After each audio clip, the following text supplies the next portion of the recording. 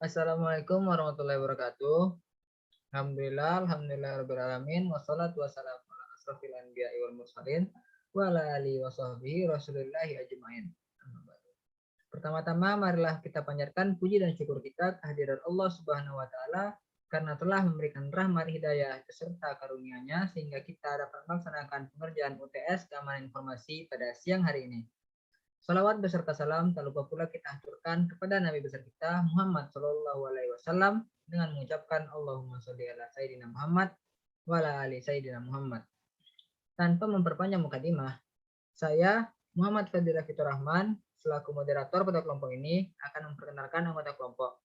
Di sini ada Bang Fatan Farita Masaugi, Bang Khairul Saleh, Ibra Sahrian, dan Fayad Zabiullah. Selanjutnya adalah pembacaan materi, yaitu materi pertama tentang sejarah algoritma yang akan disampaikan oleh Bang Khairul Saleh.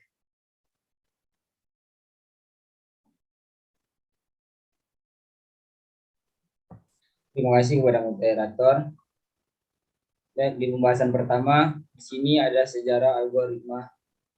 Algoritma RSA pada tahun 1976 dikenalkan oleh 3 peneliti dari MIT atau Massachusetts Institute of Technology, yaitu Ron Rivers, Adi Samir, dan Len Adleman.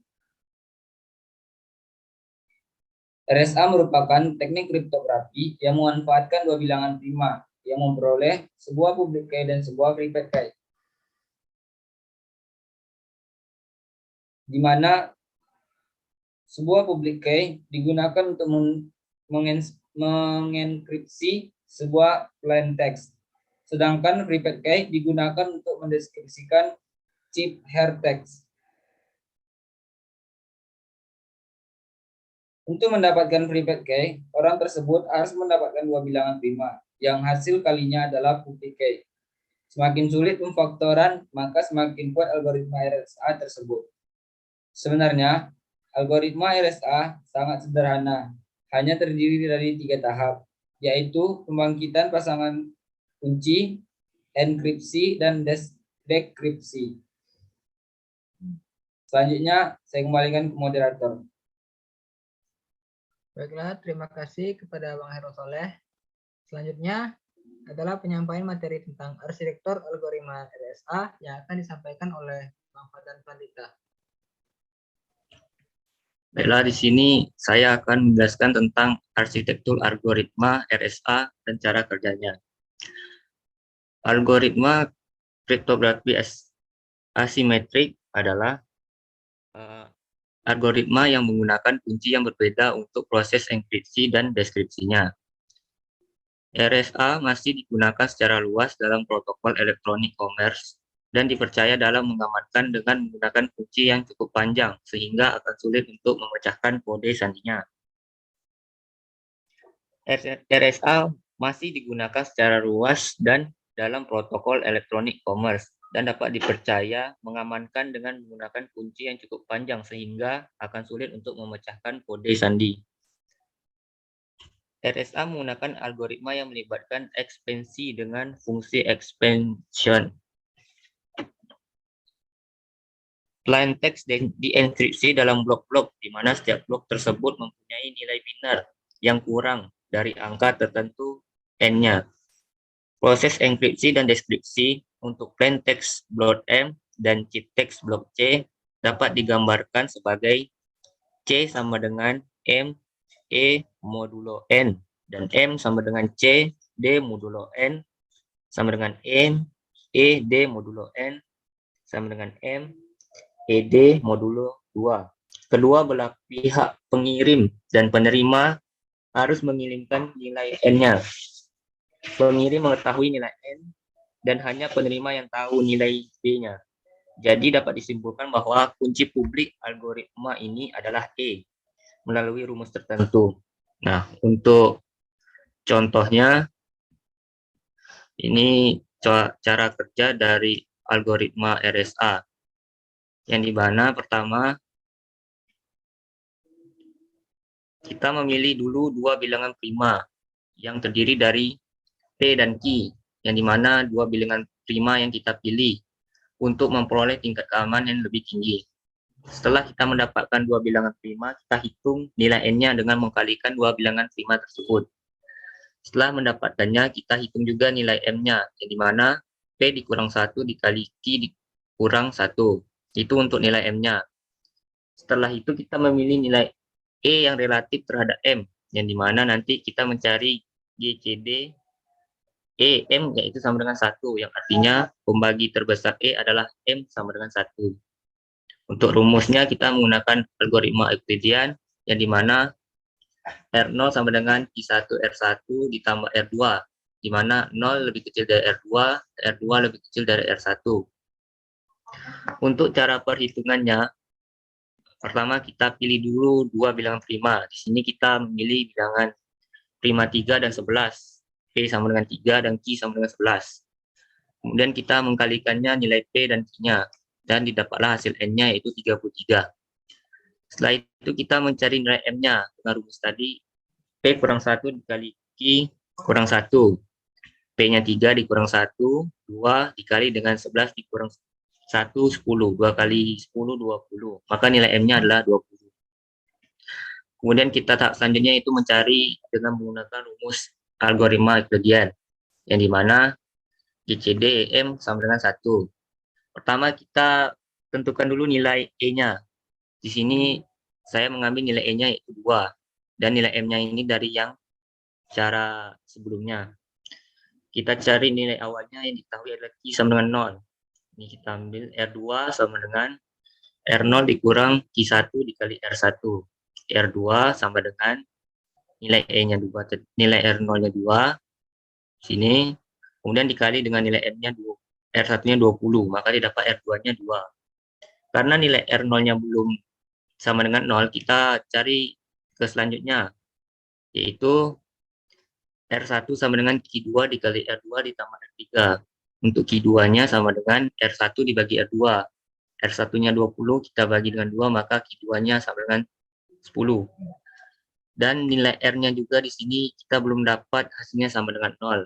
Maka kita coba ke percobaan kedua, yang dimana nilai E-nya sama dengan 7. Karena di sini nilainya semakin lama semakin besar, tidak menuju ke 0. Nah, di sini kita menggunakan E sama dengan 7, di mana nilai awalnya masih sama, Q sama dengan 0. R2 sama dengan R0 dikurang Q1 dikali R1. R2-nya yang dicari, 7-nya nilai E-nya, dikurang dengan Q1-nya 0, dikali dengan 20 untuk R1-nya, maka didapat R2-nya sama dengan 7. Karena belum 0, kita cari lagi. Kita cari kayak tadi, Q2-nya kita cari dengan R1 dibagi R2. R1-nya itu tadi 20, dan R2-nya tadi 7, yang EM. Maka didapatlah R3-nya 20 dikurang 2 dikali 7 sama dengan 6. Karena belum 0, kita cari lagi nilai R-nya, nilai R4-nya kita cari. Kita bandingkan nilai R2 dengan R3. Mana R2-nya tadi kita dapat di percobaan 7, yang keduanya 6, kita bandingkan 7 bagi 6 sama dengan Q3-nya 1. Kita masukkan ke dalam rumus R2 kurang Q3 kali R3. 7 dikurang 1 kali 6. 7 dikurang 6 sama dengan 1. R4-nya sama dengan 1. Karena belum 0, kita cari lagi sampai nilai R-nya menjadi 0. Kita cari R5-nya. Kita bandingkan R3 sama dengan R4. R3-nya tadi 6, R4-nya 6. Jadi sama dengan 1. Kita masukkan rumus R5, R3 dikurang Q4 dikali R4, di mana 6 dikurang 1 dikali 6 sama dengan 6 kurang 6 sama dengan 0. Maka didapatlah hasilnya R5-nya yang 0, yang dimana kita menggunakan nilai E-nya sama dengan 7. Selanjutnya kita masukkan ke rumus yang selanjutnya, E kali D sama dengan modulo M sama dengan 1. Perkalian berapa yang mendekati ke 20? Maka 7 kali 3 sama dengan 21, yang dimana modulo 20 sama dengan yang bersisa 1. Maka nilai D yang kita tebak dan cocok adalah 7 dikali 3. Sama dengan 21 dengan modulo 20, hasilnya 1. Dengan itu kita dapat nilai D-nya yaitu 3 dengan kunci publik EN-nya yaitu 7,33 dan kunci privatnya 3,33. Mungkin sekian dari saya kembalikan ke moderator. Baiklah, terima kasih kepada Bang Fatan Pandita. Selanjutnya adalah penjelasan tentang source code RSA yang akan dijelaskan oleh Ibra Sarian Alsa. Kepada Ibra dipersilakan.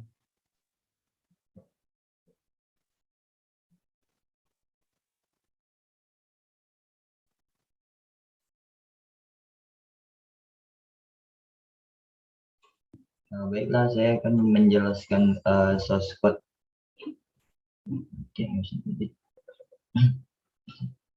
Saya akan menjelaskan source code dari algoritma RSA. Mungkin langsung saja.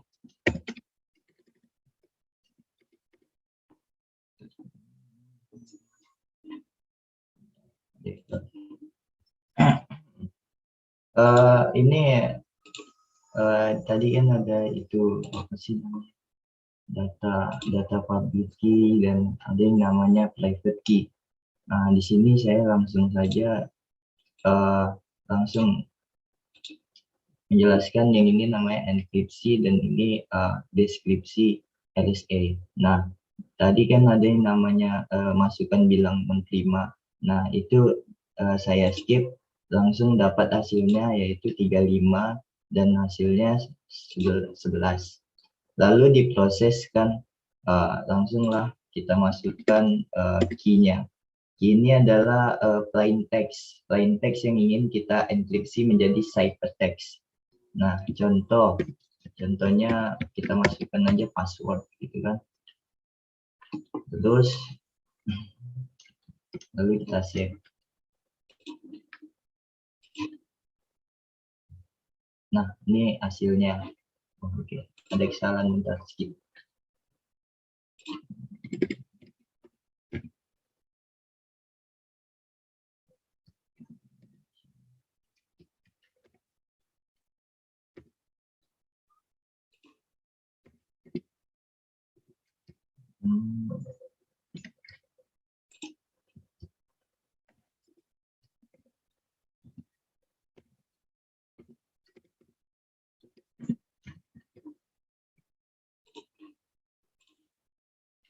Nah, ini adalah hasil dari source code-nya. Nah, yang dimana ini adalah enkripsinya.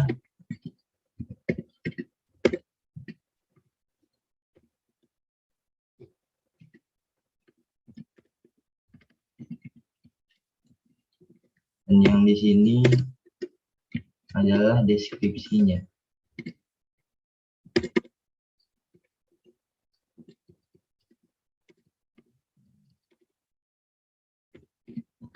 Deskripsi.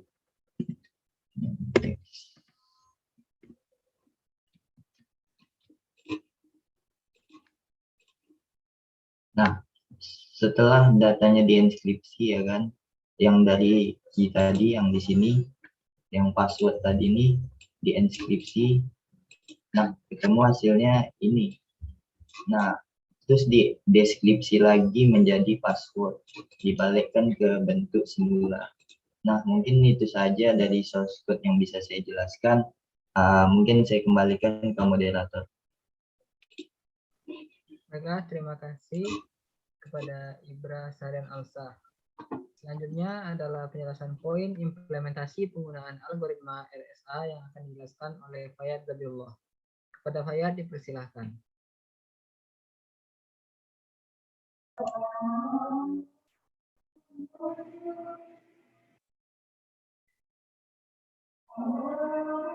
Baiklah, saya akan menjelaskan implementasi penggunaan algoritma RSA. Salah satu pengimplementasian aplikasi dari algoritma RSA adalah tanda tangan digital. Tanda tangan digital adalah satu tanda tangan elektronik yang dapat digunakan untuk membuktikan keaslian identitas pengirim dari suatu pesan atau penandatangan dari suatu dokumen dan untuk memastikan isi yang asli dari pesan atau dokumen itu sudah dikirim tanpa perubahan. Komponen-komponen dari suatu tanda tangan digital terdiri dari yang pertama kunci publik, yang kedua nama dan alamat email, yang ketiga tanggal jatuh tempo kunci publik, yang keempat nama dari perusahaan, yang kelima nomor urut dari digital ID, yang keenam tanda tangan digital dari CA atau sertifikat authority. Ada beberapa proses pemeriksaan tanda tangan digital, diantaranya yang pertama pengguna A mengirimkan dokumen yang ditandatangani pengguna B. Yang kedua, untuk memverifikasi tanda tangan pada dokumen aplikasi, pengguna B pertama menggunakan kunci publik otoritas sertifikat untuk memeriksa tanda tangan pada sertifikat pengguna A. Yang ketiga, kesuksesan dari deskripsi sertifikat membuktikan bahwa otoritas sertifikat telah dibuat. Lalu yang keempat, setelah sertifikat tersebut adalah diinskripsi, perangkat lunak pengguna B dapat memeriksa apakah pengguna A adalah dalam performa yang baik dengan otoritas sertifikat bahwa semua informasi sertifikat mengenai identitas pengguna A belum diubah. Lalu pengguna perangkat lunak B kemudian mengambil kunci publik seorang pengguna dari sertifikat dan menggunakannya untuk memeriksa tanda tangan pengguna A. Jika kunci publik seorang pengguna diinskripsikan tanda tangan berhasil, maka user B adalah meyakinkan bahwa tanda tangan itu dibuat menggunakan kunci pribadi pengguna A. Untuk otoritas sertifikat telah disertifikasi kunci publik yang cocok. Lalu yang terakhir, jika tanda tangan ditemukan valid, maka kita tahu bahwa penyusup tidak mencoba untuk mengubah isi yang ditandatangani. Sekian dari saya kembalikan ke moderator. Baiklah, terima kasih kepada Fayad yang telah menjelaskan tentang implementasi penggunaan algoritma RSA. Selanjutnya adalah materi terakhir, yaitu kelebihan dan kekurangan RSA yang akan disampaikan oleh saya sendiri. Kelebihan algoritma RSA terletak pada ketahanannya terhadap berbagai bentuk serangan, terutama serangan brute force. Selain itu, kekuatan algoritma RSA juga terletak pada tingkat kesulitan dalam memfaktorkan bilangan menjadi faktor primanya.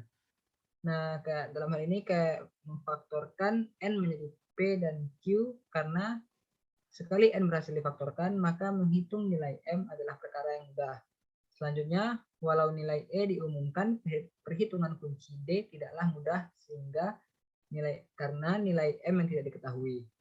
Namun, kelemahan yang didapatkan oleh algoritma RSA ini adalah ukuran kunci private-nya yang terlalu besar yang akan mengakibatkan proses deskripsi yang cukup lambat, terutama untuk pesan yang berukuran besar. Oleh karena itu, RSA umumnya digunakan untuk mengenkripsi pesan-pesan berukuran kecil seperti kata kunci dari enkripsi simetris seperti DES dan AES, yang kemudian kunci tersebut dikirim secara bersamaan dengan pesan utama. Mungkin sekian presentasi dari kelompok kami. Jika ada salah kata mohon dimaafkan. Wabillahi taufiq wal hidayah. Wassalamualaikum warahmatullahi wabarakatuh.